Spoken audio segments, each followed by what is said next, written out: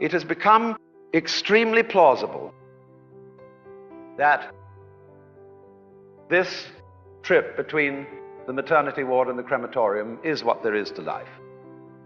But when you consider this attitude, you know, what is the poetic counterpart of it? Man is a little germ that lives on an unimportant rock ball that revolves about an insignificant star on the outer edges of one of the smaller galaxies. God, what a put down that was. But you see, I don't know what question to ask when I wonder about the universe.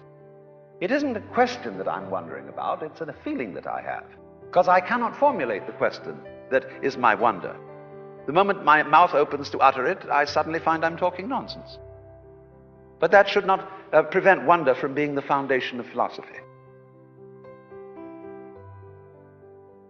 Well, as Aristotle said, wonder is the beginning of philosophy, because it strikes you that existence is very, very strange.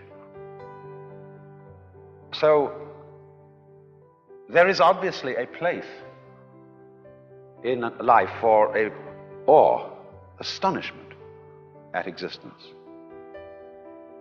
And that is also a basis of respect for existence. We don't have very much of it in this culture, even though we call it materialistic. A materialist is a person who loves material. In the culture that we call materialistic today, we are, of course, bent on the total destruction of material and its conversion into junk and poisonous gas as quickly as possible. This is not a materialistic culture, because it has no respect for material. And respect is in turn based on wonder, on feeling the marvel of just an ordinary pebble in your fingers.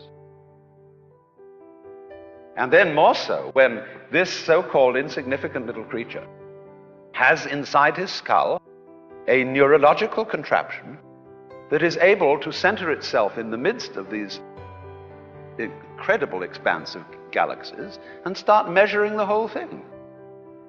That is quite extraordinary.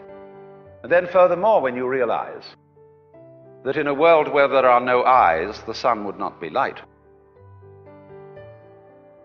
and that in a world where there were no soft skins, rocks would not be hard, nor in a world where there were no muscles would they be heavy. Existence is relationship.